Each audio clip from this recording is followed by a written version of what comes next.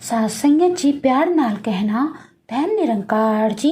सास संगत जी, आप सभी को अंतर्राष्ट्रीय महिला दिवस की हार्दिक शुभकामनाएं। सास संगत जी, आज का दिन महिलाएं अपने आज़ादी के रूप में जश्न मनाती हैं। आज का दिन महिलाओं के लिए बहुत ही खास होता है। आज के युग में महिलाएं किसी भी चीज में पुरुषों से कम नहीं। वो पुरुषों से कंधों से कंधा मिलाकर एक उड़ान भर रही हैं। लेकिन सास संगत जी, आज भी कुछ ऐसे पुरुष हैं जो महिलाओं को वो सम्मान नहीं दे पाते हैं, वो हक नहीं दे पाते हैं जिनकी वो हकदार होती हैं। तो आइए संतोष जी, आज की बहुत ही खास साखी सुने। सास संगत जी, शादी के 15 साल बाद आज शर्मिला के पति विवेक ने बातों ही बातों में किसी बात से नाराज होकर सबके सामने कहा कि तुमने आज तक किया ही क्या है, सिर्फ घर पे खाना बनाना और बच्चों को संभालना।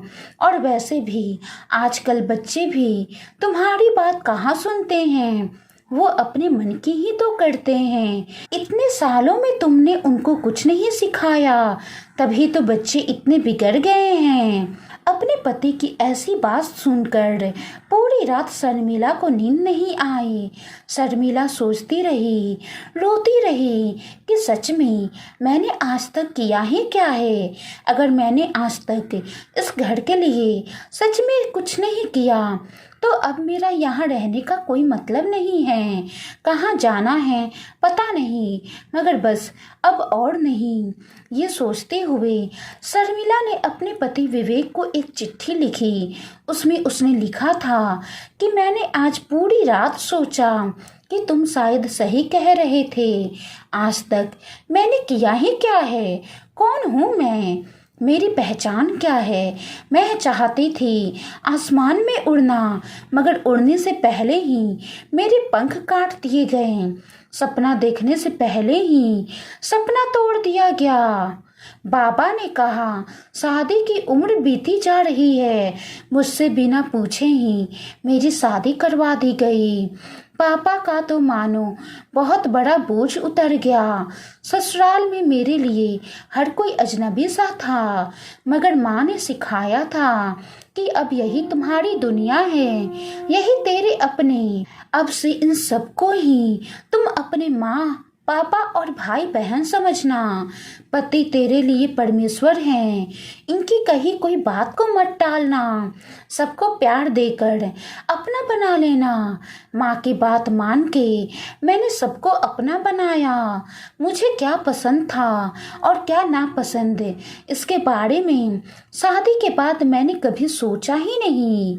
सुबह को आपकी कॉफ़ी और नाश्ता, बच्चों का लंच बॉक्स, पापा की डायबिटीज की अलग से दवाई, नाश्ता, माँ के घुटनों की तेल मालिश, आपका टिफिन, मार्केट जाना, शाम की खाने की तैयारी करना, माँ को इलाज के लिए बार बार अस्पताल ले जाना, बच्चों को पढ़ाना, उनकी शैतानी बर्दाश्त करना, आपके दोस्त मेहमान बनकर अचानक से आए तो उनके लिए खाना बनाना।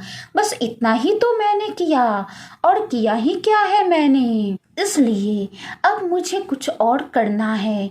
अब मैं जा रही हूँ, ये तो नहीं जानती कहाँ, मगर मुझे जाना है। पर तुम अपना ख्याल रखना। फिर शर्मिला वो चिट्ठी टेबल पे रखकर चुपचाप वहाँ से चली गई। सास संगत जी, सुबह होते ही ससुर जी अपनी दवाइयाँ, नाश्ता और अखबार के लिए बहू को आवाज़ देने लगे। उसके साथ माँ भी अपने घुटनों के मालिश के लिए बहू को आवाज़ देने लगी। बच्चे भी, माँ हमारा टिफ़िन, हमारा ब्रेकफास्ट कहाँ है, आज माँ कहाँ चली गई। बाहर इतना शोरगुल सुनकर शर्मिला के पति की भी आंखें खुल गई।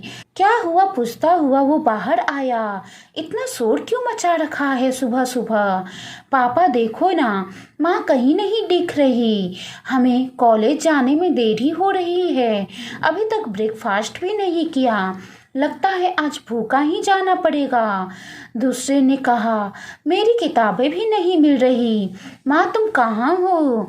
तब ससुर जी ने आवाज़ लगाई, बहू जरा देखो तो मेरा चश्मा किधर है?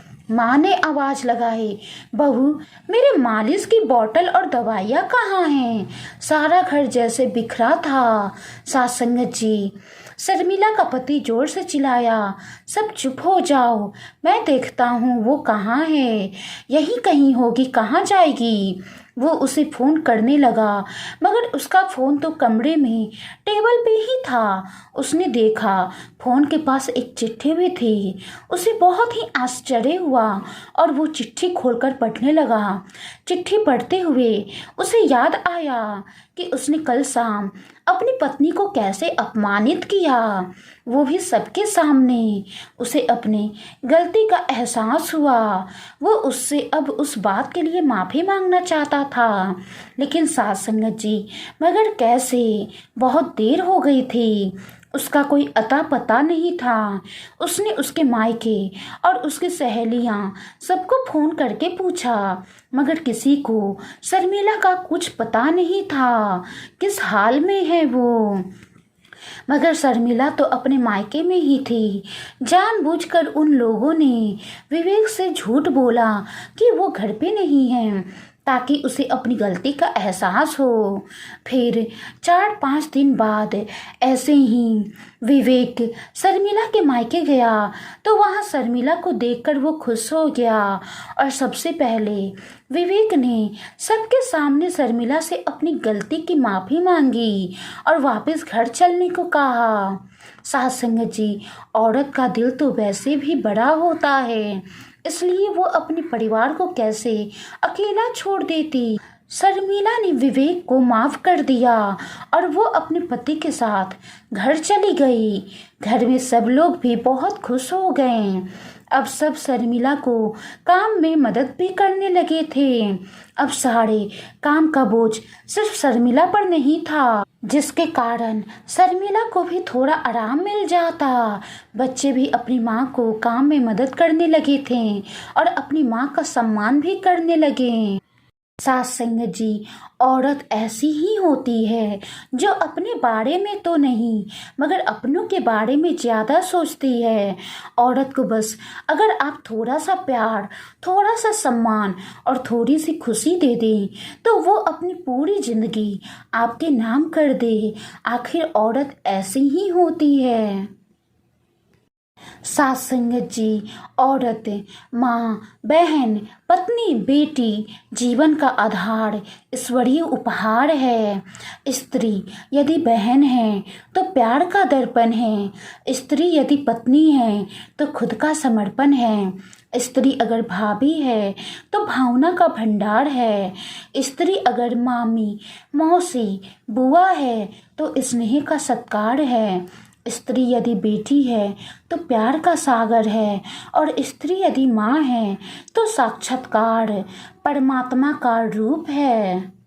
सास संगत जी, इसीलिए औरत की इज्जत को नज़रों से नहीं, औरत को इज्जत की नज़रों से देखें। सास संगत जी, आज की साखी के बारे में आपकी क्या राय है? कमेंट बॉक्स में ज़रूर बताइएगा कि क्या शर्मिला ने घर छोड़कर सही किया और वापस अपने परिवार आकर अपना घर फिर से संभाल कर सही फैसला था या गलत? सास संगत जी, आप सभी को एक बार फिर अंतर्राष्ट्रीय महिला दिवस की हार्दिक शुभकामनाएं। सास संगत जी, अगर वाणी में कोई त्रुटि हो तो बख्श लेना जी।